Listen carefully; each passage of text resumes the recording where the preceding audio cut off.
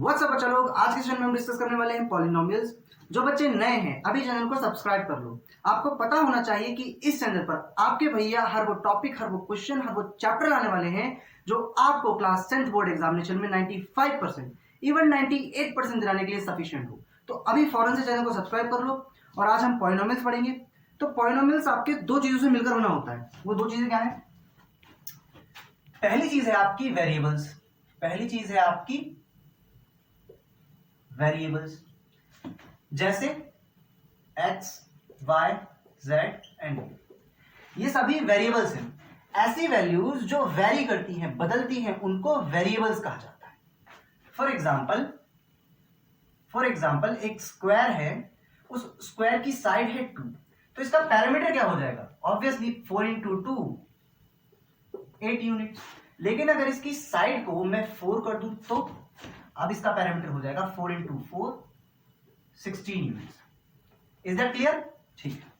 लेकिन अगर इसकी साइड x होती तो इसका पैरामीटर हो जाता 4 into x units, 4x units. यहां x एक वेरिएबल है जिसकी वैल्यू वेरी कर रही है। इसकी वैल्यू वेरी कर रही है। इसकी वैल्यू के वेरी करने की वजह से यहां पैरामीटर भी बार बार वेरी कर रहा है, बदल रहा है। तो ऐसी वैल्यूज जो वेरी करती हैं, जिनकी वैल्यूज वेरी करती हैं, बदलती हैं, उनको वेरिएबल्स कहा जाता है। Is that clear? ऐसी वैल्यूज जो वेरी करती हैं, बदलती हैं, उनको वेरिएबल्स कहा जाता है। फॉर एग्जांपल एक्स जगह में कुछ भी पुट कर सकता हूं, 1 2 3 4 5 6 7 8 इन्फिनिट तक। तो एक्स की वैल्यू बदल सकती है हर बार, इसीलिए इसको वेरिएबल कहा जाता है। ठीक है, पहली चीज ये हो गई। दूसरी चीज है आपकी फिक्स वैल्यूज। फिक्स वैल्यूज जिनको बदला नहीं जा सकता, उनको हम कांस्टेंट भी कह सकते हैं। 2 36 136 EDC। अच्छा, अब इन दोनों चीजों के कॉम्बिनेशन से आपको अपना पॉलिनोमियल मिलता है। क्या मिलता है? Polynomial. For example 3x square plus 4y plus z, 5b plus 3, 4t square plus 4 और 5 जो भी, तो t की पावर 3 प्लस 6, ये सभी पॉलिनोमियल्स के एग्जाम्पल्स हैं। बट इसमें एक कंडीशन है बच्चा। पॉलिनोमियल्स में एक कंडीशन है कि जितने भी वेरिएबल्स होंगे पॉलिनोमियल के अंदर, जितने भी वेरिएबल्स होंगे, उनकी जो पावर है वो हमेशा एक नॉन नेगेटिव इंटीजर रहेगी। वो हमेशा क्या रहेगी?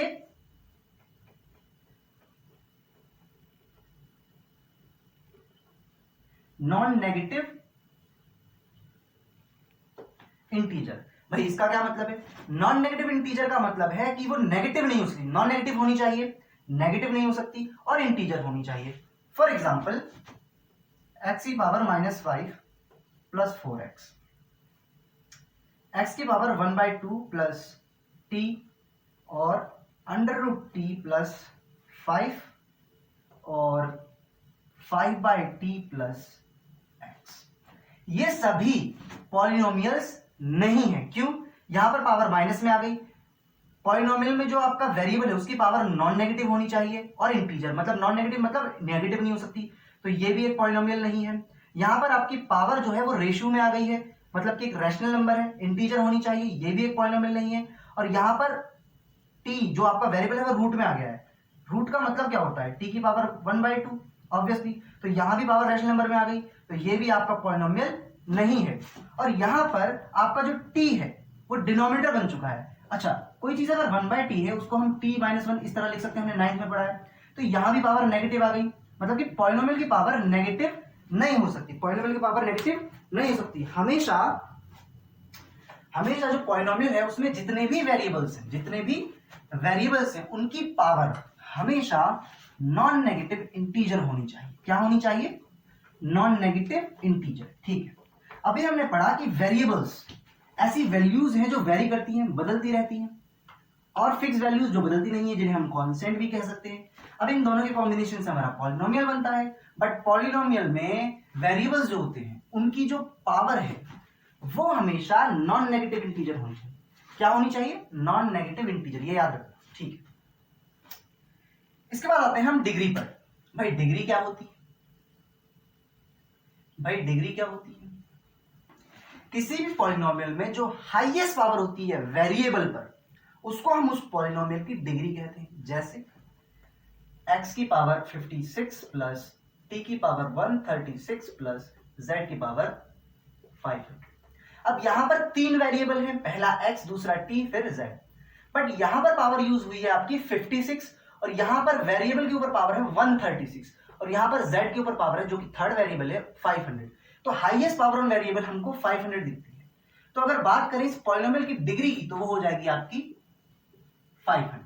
इसी तरह x की पावर 26 प्लस t की पावर 25 प्लस एक और 26। तो यहां पर हाईएस्ट पावर हमको दिखती है 26, यहां भी 26 है, यहां भी 26, तो इसकी डिग्री हो जाएगी आपकी 26। Is that clear?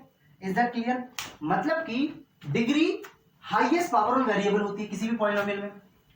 किसी भी पॉलिनोमियल में जितने भी वेरिएबल्स हैं उनमें से सबसे हाईएस्ट पावर जिस वेरिएबल पर होगी वो हाईएस्ट पावर उस पॉलिनोमियल की डिग्री कहलाएगी। ठीक है। इसके बाद ऐसे पॉलिनोमियल्स जिनकी डिग्री जो है, जिनकी डिग्री 1 हो जाती है, जिनकी डिग्री 1 हो जाती है। फॉर एग्जाम्पल के तौर पर 2x प्लस 3, यहां पर वेरिएबल एक है, इसके ऊपर हाईएस्ट पावर 1 है, तो इस पूरे वेरिएबल की डिग्री हो जाएगी 1। ऐसे पॉलिनोमियल्स को हम कहते हैं लीनियर पॉलिनोमियल्स और इनको मैथ्स में हम ax plus b in terms में रिप्रेजेंट करते हैं और यहां पर a और b रियल नंबर है, इसका मतलब होता है belongs to. a b real number है, ठीक है, और यहां पर आपका a 0 के इक्वल नहीं है। ये क्लियर है? ठीक है। इसके बाद अगर ऐसे पॉलिनोमियल्स हैं जिनकी डिग्री 2 होती है, ऐसे पॉलिनोमियल्स को क्वाड्रेटिक पॉलिनोमियल्स कहा जाता है। Is that clear? और इनको ax square plus bx plus c की टर्म्स में डिनोट किया जाता है और यहां भी a और b और c रियल नंबर है और a आपका 0 नहीं हो सकता। इसके बाद ऐसे पॉलिनोमियल्स जिनकी डिग्री 3 होती है, ऐसे पॉलिनोमियल्स को आपके क्यूबिक पॉलिनोमियल्स कहा जाता है। इन्हें ax cube plus bx square plus cx plus d की टर्म्स में डिनोट किया जाता है और यहां भी a, b और c रियल नंबर है और a आपका यहां भी 0 नहीं हो सकता। ठीक है। ये 3 तरह के पॉलिनोमियल्स हैं। अगर डिग्री 1 हो तो लीनियर पॉलिनोमियल, अगर डिग्री 2 हो तो क्वाड्रेटिक पॉलिनोमियल, अगर डिग्री 3 हो तो cubic polynomial. But in class 10th हम इन दोनों को ज्यादा डिटेल में नहीं पढ़ने वाले, बट क्वाड्रेटिक पॉलिनोमियल को हम बहुत डिटेल में पढ़ने वाले हैं। तो हमारा ज्यादातर काम इससे रहने वाला है। ठीक, आपको डिग्री समझ में आई? मतलब कि डिग्री अगर 1 हो, हाईएस्ट डिग्री किसी पॉलिनोमियल की अगर डिग्री 1 है तो उस पॉलिनोमियल को लीनियर पॉलिनोमियल कहा जाएगा। अगर डिग्री 2 है तो क्वाड्रेटिक पॉलिनोमियल कहा जाएगा और अगर डिग्री 3 है तो उसे क्यूबिक पॉलिनोमियल कहा जाएगा। Is that clear? बहुत आसान। ये सब कंसेप्ट्स हैं, समझने वाली बात होती है। समझ लिए तो बहुत आसान, नहीं समझे तो बहुत। चलिए अब आते हैं जीरोस पर। भाई ये जीरोस क्या होते हैं? किसी भी पॉलिनोमियल के जीरोस क्या होते हैं? फॉर एग्जांपल यहां पे एक एग्जांपल ले लेते हैं, एक पॉलिनोमियल ले लेते हैं 2x प्लस 3। अच्छा, यहां पर x एक वेरिएबल है, मतलब इसकी वैल्यू वेरी करेगी। फॉर एग्जांपल अगर मैं x की जगह पर 1 ले लूं, x की जगह पर 1 ले लेता हूं क्योंकि इसकी वैल्यू वेरी करती है, तो मैं कुछ भी ले सकता हूं इसकी जगह पर। मैंने इसकी जगह पर 1 ले लिया तो ये पूरा तामझाम 2 1 2 3 5, ये पूरा 5 बन गया। अगर मैंने x की जगह पर 2 रख दिया तो ये आपका बन गया 7। अगर मैंने इसकी जगह पर 3 रख दिया तो ये बन जाएगा आपका 9। उसी तरीके से x की जगह पर मैं कोई ऐसी वैल्यू रखता हूं कि ये पूरा सिस्टम 0 हो जाता है, ये पूरा पॉलिनोमियल क्या हो जाता है? 0। उस वैल्यू को इस पॉलिनोमियल का 0 कहा जाएगा, जो कि इस केस में है 2। इस केस में हम यहां रख देते हैं फॉर एग्जांपल 3/2 माइनस का। ठीक है, और प्लस का 3, जो कि पॉलिनोमियल है। एक्स यहाँ पर हमने माइनस का 3/2 रख दिया, ठीक है। 2 से 2 कैंसिल, और माइनस का 3 प्लस 3 ये भी कैंसिल, और 0 आ गया। मतलब कि माइनस का 3/2 इस वैल्यू को जब हमने x की जगह पर पुट किया तो पूरा ये सिस्टम, ये पूरा पॉलिनोमियल 0 बन गया। हाँ, तो इस वैल्यू को इस पॉलिनोमियल का 0 कहा जाएगा, इस वैल्यू को इस पॉलिनोमियल का 0 कहा जाएगा। बट बच्चा क्लास 10th में हम क्वाड्रेटिक इक्वेशन के क्वाड्रेटिक इक्वेशन के जीरोस को फाइंड करना सीखे। क्लास 10th में हमारा मेन काम उसके जीरोस को फाइंड करना है। बट उसके जीरोस को दो तरीके से फाइंड किया जा सकता है, एक अलजेब्रिकली और एक ग्राफिकली। आज के सेशन में हम ग्राफिकल मेथड देखेंगे कि भाई क्वाड्रेटिक इक्वेशन के जीरोस को ग्राफिकली कैसे फाइंड किया जाता है। नेक्स्ट किसी सेशन में हम देखेंगे अलजेब्रिकली कैसे फाइंड किया जाता है, ठीक। पहले एक लीनियर पॉलिनोमियल देख लेते हैं ताकि हमको ज्यादा बेहतर अंडरस्टैंडिंग हो और समझ में आए, ठीक है। एक लीनियर पॉलिनोमियल ले लेते हैं, जैसे 2x + 3, ठीक। चलिए इसका ग्राफ बनाते हैं। सबसे पहले हम टेबल बनाएंगे।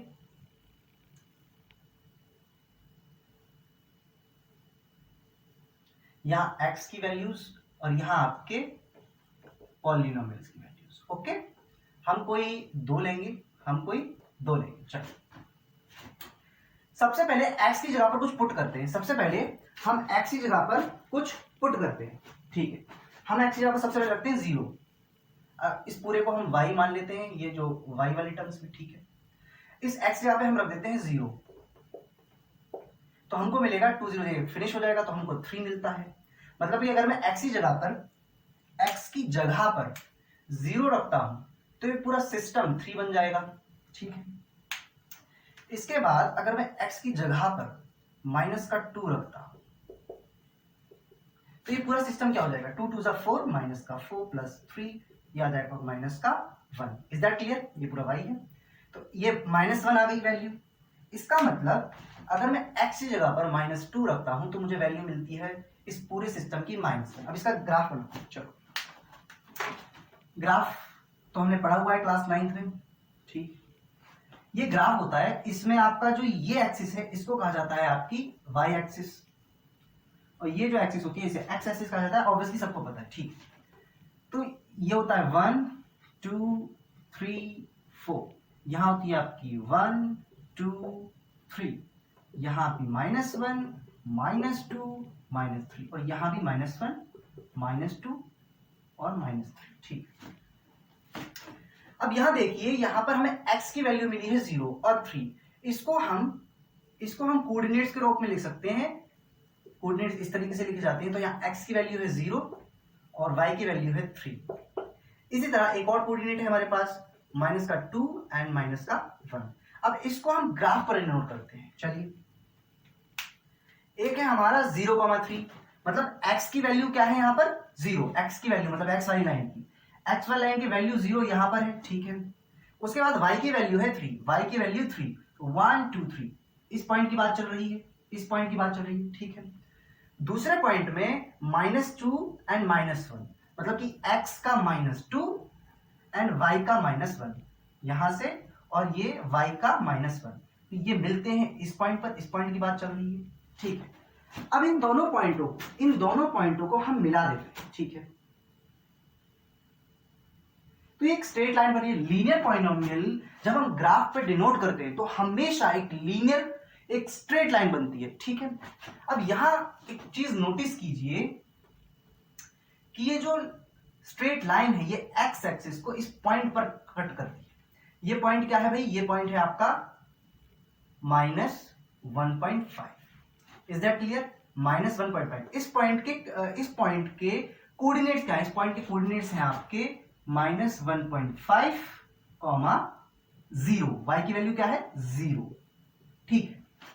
-1.5, 0, मतलब कि ये y की वैल्यू है, y की वैल्यू मतलब पॉलिनोमियल की वैल्यू जो कि 0 हो गई। मतलब कि ये वैल्यू अगर हम पॉलिनोमियल में रखें तो ये पॉलिनोमियल पूरा 0 बन जाएगा। देखते हैं इसको पहले अच्छे से करके। पॉइंट हटाया तो नीचे हमारा 10, 5 3 5 2, तो यहां से हमारा आता है -3/2, जो कि हम ऑलरेडी जानते हैं कि इस पॉलिनोमियल का 0 है।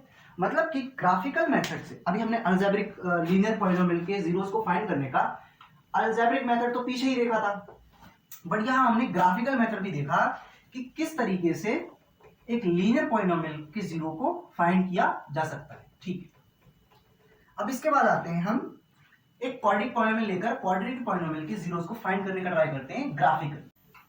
एक क्वाड्रेटिक इक्वेशन ले लेते हैं, उसका ग्राफ डिनोट करके उसके रूट्स को, उसके जीरोस को फाइंड करने का ट्राई करते हैं।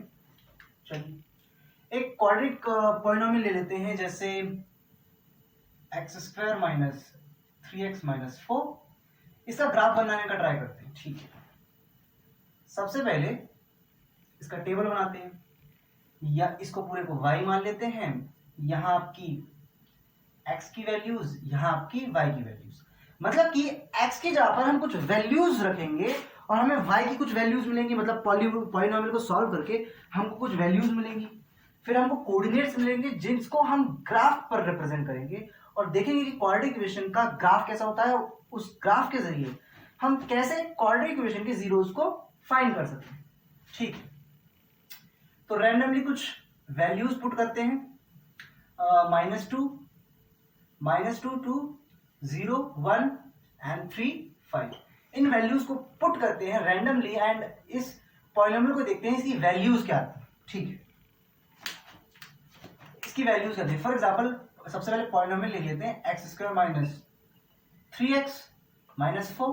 अब यहाँ जो ये x है इसकी जगह पर हम पहले -2 रखेंगे, -2 का स्क्वायर माइनस 3 माइनस 2 माइनस 4, हमने जहां जहां x था वहां -2 रख दिया। ठीक है, -2 का square 4, 3 2 6, minus minus plus, minus का 4, प्लस का 4 माइनस का 4 क्रैश कर जाएगा, आपका 6 आ गया, मतलब y कितना आ गया आपका 6। अगेन अब हम 2 रखेंगे, 2 का स्क्वायर माइनस 3, 2 माइनस 4, 2 का स्क्वायर होता है आपका 4 माइनस 3 2 6, माइनस का 6 माइनस 4 यहां प्लस का है और माइनस का 4, ये फिर से -6 आ गया, फिर से आप अब क्या आ गया -6, पहले 6 आया था -6 आ गया, तो यहां हमने -6 रख दिया। अब हम वैल्यू जो पुट करेंगे वो है 0, 0 का स्क्वायर माइनस 3 इंटू 0 माइनस का 4, ये एक क्वाड्रेटिक पॉलिनोमियल है, इसकी जगह पर मैंने 0 पुट कर दिया, जहां जहां x है वहां मैंने 0 पुट किया, तो 0 का स्क्वायर ये पूरा क्रैश कर गया, ये पूरा क्रैश कर गया, माइनस का 4 आ गया आपका y, मतलब 0 अगर मैं x की जगह पर पुट करूं तो ये y आपका आएगा माइनस का 4। अब 1 पुट करके देखते हैं, 1 का स्क्वायर माइनस 3 1 माइनस 4, 1 का स्क्वायर 1, 3 1 3, माइनस का 3 माइनस का 4, 1 माइनस 7, यहां से आपका आता है माइनस का 6। अब 3 पुट करके देखते हैं, 3 स्क्वायर माइनस 3 इंटू 3 माइनस 4, ये 9, 3 3 9 माइनस 4, ये भी क्रैश कर जाएगा, यहां से आपका आता है माइनस का 4। अब 5 पुट करके देखते हैं, क्या पुट कर देंगे 5, 5 का स्क्वायर माइनस 3 5 माइनस का 4, 5 का स्क्वायर कितना होता है 25, ये वही पॉलिनोमियल है, बस x यहाँ पर 5 रख दिया, 3 5 का 15 माइनस 4 25 माइनस 19, तो यहां से आपका आता है 6। इसकी कोई जरूरत नहीं थी, बस हमको ये पॉइंट्स चाहिए थे, ये हमको पॉइंट्स चाहिए थे सो दैट हम ग्राफ बना पाए, सो दैट हम ग्राफ को बना पाए। अब यहां से हमें कुछ कोऑर्डिनेट पॉइंट्स मिले हैं जिनको हम ग्राफ पर रिप्रेजेंट करेंगे, जिससे हमें इस क्वाड्रेटिक पॉलिनोमियल का एक ग्राफ मिलेगा। वो ग्राफ एक्स एक्सिस को जिन पॉइंट्स पर कट करेगा वो इस पॉलिनोमियल के जीरोज होंगे, वो इस पॉलिनोमियल के जीरोज होंगे, उनको फाइंड करने का ट्राई करते हैं। सबसे पहले ग्राफ बनाते हैं, सबसे पहले ग्राफ बनाते हैं। इस साइड आपकी पॉजिटिव वैल्यूज होती हैं 1 2 3 4 5 6 7, यहां आपकी नेगेटिव वैल्यूज होती हैं -1 -2 -3 -4 -5 -6 एंड -7। यहां होती है आपकी 1 2 3 4 5 6, यहां होती है -1 -2 -3 एंड -4। इस एक्सिस को, जो हॉरिजॉन्टल एक्सिस है, इसको आपका एक्स एक्सिस कहा जाता है, जो वर्टिकल एक्सिस है इसको आपका वाई एक्सिस कहा जाता है। ठीक है, तो यहां से हमको एक पॉइंट मिलता है, पॉइंट्स एक्स और वाई की टर्म्स में डिनोट होते हैं। यहाँ पे एक्स की वैल्यू -2 है, वाई की वैल्यू 6, एक हमको ये पॉइंट मिलता है। दूसरा पॉइंट मिलता है 2, -6, तीसरा पॉइंट मिलता है 0, -4, 1, 6, -1, -6 एंड 3, -4 एंड 5, 6। इनको हम इस ग्राफ पे रिप्रेजेंट करेंगे। सबसे पहला पॉइंट है हमारा -2, 6, -2, 6। ये किसकी वैल्यू होती है? x की। तो x एक्सिस पर -2 कहां दिख रहा है? ये रहा -2, और y की वैल्यू है 6, तो y की वैल्यू 6, मतलब इस पॉइंट की बात चल रही है, इस पॉइंट की बात चल रही है। Is that clear? इस पॉइंट की बात चल रही है। ये कौन सा पॉइंट है? ये है आपका -2, 6। ठीक है, इसके बाद सेकंड पॉइंट जो है वो है 2, -6। 2, -6 मतलब x की वैल्यू 2 और -6 मतलब इस वैल्यू की बात चल रही है। ये है आपका 2, -6। Is that clear? ठीक है। थर्ड पॉइंट है हमारा 0, -4। चलो 0, -4 मतलब x की वैल्यू आपकी 0 और y की वैल्यू -4 मतलब इस पॉइंट की बात चल रही है। ठीक है, 0, -4 होने के बाद 1, -6 मतलब कि x का पॉइंट है 1 और y का पॉइंट है -6 मतलब इस पॉइंट की बात चल रही है। इसको जरा यहां लिख देते हैं और इस पॉइंट की बात चल रही है। ठीक है, 1, -6 के बाद आपका है 3, -5। ये है आपका 1, -6। इसके बाद आपकी बात चल रही है 3, -4। 3, -4 तो 3, -4 इस केस में है कहां? 3, -4। 3 x की वैल्यू एंड -4 ये रही, इस वैल्यू की बात चल रही है। इसके बाद 5, 6 मतलब कि x की वैल्यू में 5 एंड y की वैल्यू में 6 इस पॉइंट पर। ठीक है, अब इसका ग्राफ बनाने का ट्राई करते हैं, इसका ग्राफ बनाने का ट्राई करते हैं। चलो यहां से रिप्रेजेंट करते हुए चलते हैं।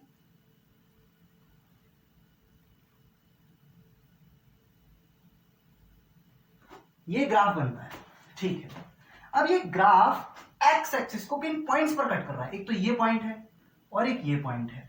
इन दो पॉइंट्स पर एक्स एक्सिस को ये कट कर रहा है। इसके कोऑर्डिनेट क्या होंगे? इसके कोऑर्डिनेट होंगे भाई -1, 0। इसके कोऑर्डिनेट होंगे आपके 4, 0। मतलब कि अगर हम एक्स की जगह पर -1 रख दें तो ये पूरा सिस्टम, ये पूरा पॉलिनोमियल 0 बन जाएगा। अगर हम 4 पुट कर दें तब भी 0 बन जाएगा।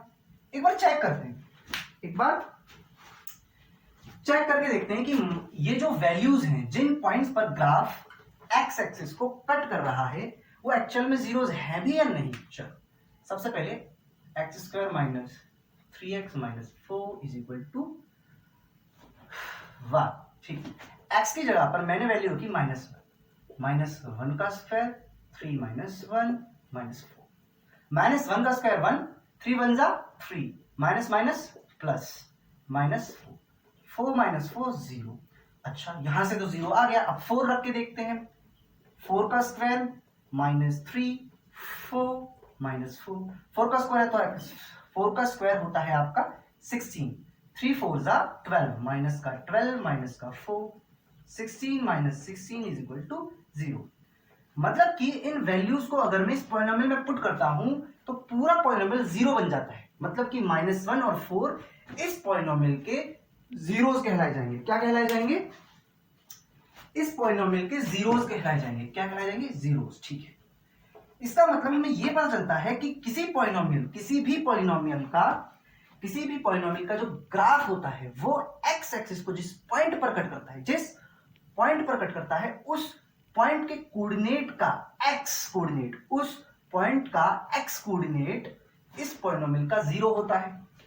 दोबारा सुनिए, किसी पॉलिनोमियल का ग्राफ एक्स एक्सिस को जिन पॉइंट्स पर कट करता है उस पॉइंट के एक्स कोऑर्डिनेट्स उस पॉलिनोमियल के जीरोज होते हैं। चलो ये तो हमें पता चला।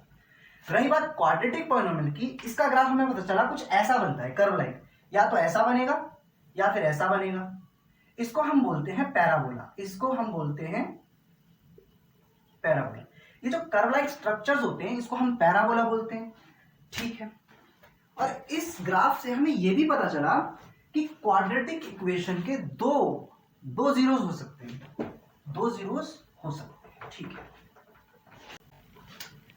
ठीक है, मतलब कि अभी तक जो मोटा मोटा हमने पढ़ा क्वाड्रेटिक पॉलिनोमियल,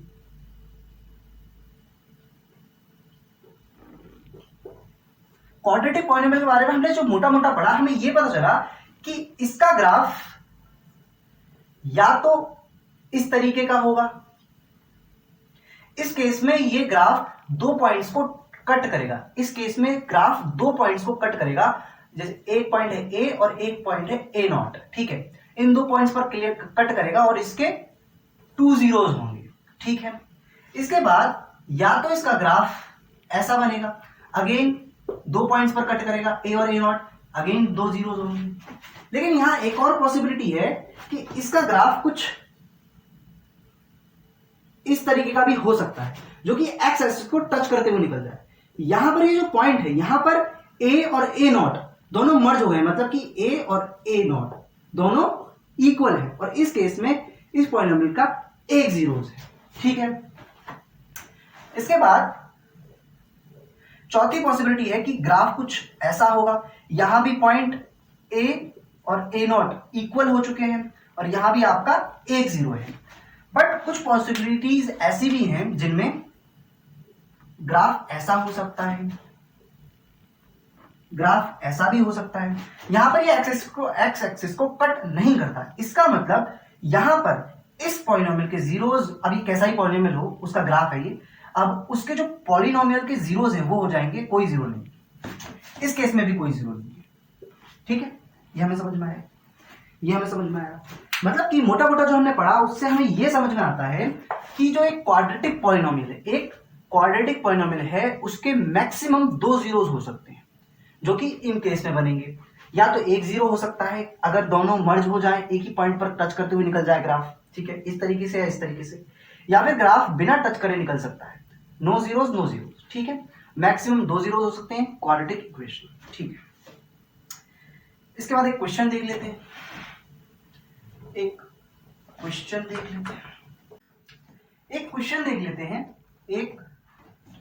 देख लेते हैं, बच्चा अभी तक हमने पढ़ा जो क्वाड्रेटिक पॉलिनोमियल है उसके मैक्सिमम 2 जीरोज हो सकते हैं, 2 जीरोज हो सकते हैं, एक जीरो हो सकता है या कोई भी जीरो नहीं होगा, मतलब नो जीरोज, लेकिन मैक्सिमम 2 जीरोज हो सकते हैं एक क्वाड्रेटिक पॉलिनोमियल की, ठीक है।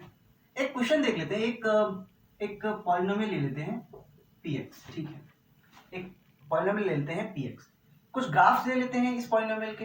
फॉर एग्जांपल एक ग्राफ कुछ ऐसा है, एक ग्राफ कुछ ऐसा है और एक ग्राफ कुछ ऐसा है, ठीक है।